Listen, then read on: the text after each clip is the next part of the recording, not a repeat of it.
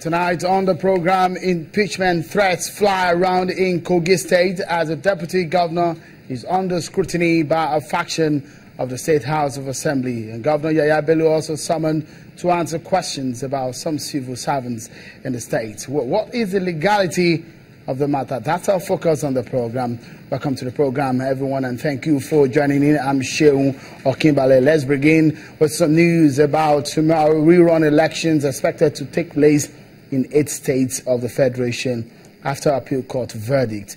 In Imo State, the exercise has been postponed indefinitely because of security reasons. But meanwhile, the exercise may go ahead in about 7 other states and Plateau State too.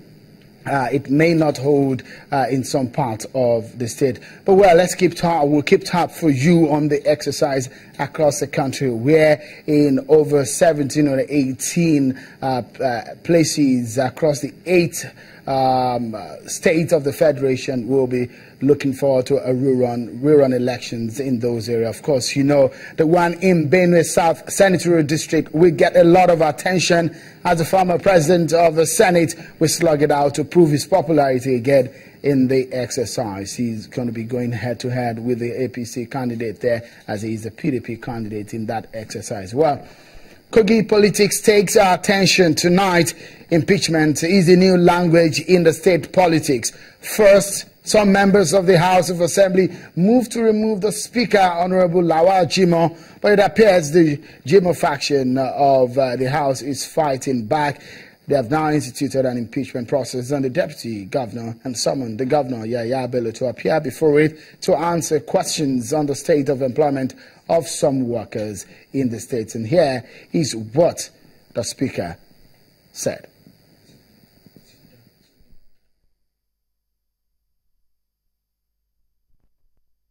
That this House resolved to serve an impeachment notice on the Deputy Governor of Kogi State for inciting, instigating crisis or chaos among members of Kogi State House of Assembly and the executive arm of government just a week after being confirmed and sworn in. 10. That the Governor of Kogi State be summoned to appear before the House to explain reason why Permanent Secretary, Directors, Accountant, Cashier of Parastatals Agency Ministry, Council area have to be sent on compulsory leave. Learning that for acting contrary to the rule of the House by claiming to have sat without a quorum and forgery of signatures of 10 members in the purported impeachment, the following member should be suspended from membership of Kogi State House of Assembly.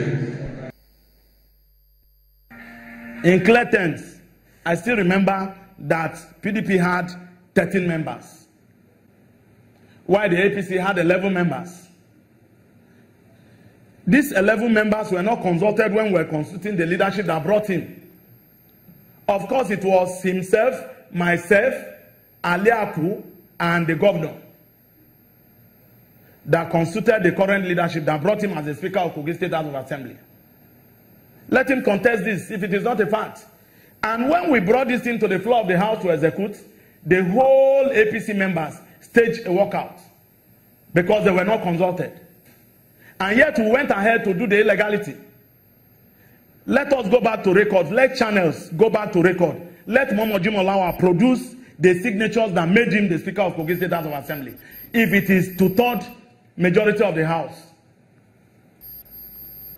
I told you I was going to be very moderate because we are still the same colleagues and we are honorable members, and at the end of the day we shall return back as honorable members that will serve for the next 3 years. I must be moderate as possible, but I need to point this out.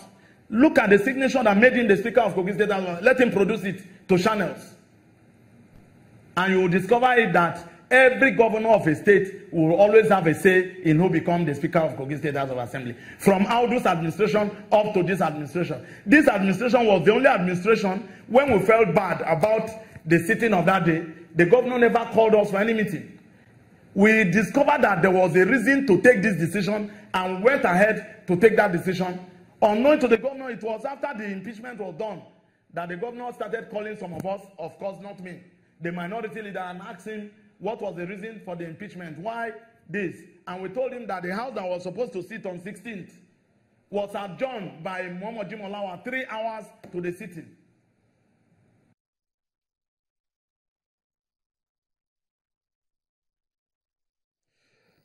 Yes, that's the Honorable Friday standing there talking to us earlier on today about the situation of things. But let me give you a sense of what has been happening. Of course, take a look at what the Speaker is saying, Honorable Lawal Jimo, the fact that they are going to institute an impeachment process on the Deputy Governor who was swearing in a few weeks ago. And of course, they are asking the governor, Yahya Bello, to come before it to answer questions as regarding what has been happening with some workers in the state. Let me give you an understanding of what has happened in the past in Kogi State, of course, in the politics of Kogi State. Let me give you a sense of what has happened so that you can get a sense. In January 27, 2000, okay, that's it. The state in the House of Assembly has pronounced an impeachment process on the Deputy Governor. And Assembly also summoned Governor Bello. Again, if you look at it, let's go into Kogi politics and give you a sense of what is happening. Governor Bello was sworn in on the 27th of January 2016. And in February 9, 2016, Simon Achuba sworn in as Deputy Governor. And February 16, 2016, 5 lawmakers moved for the impeachment of the Speaker.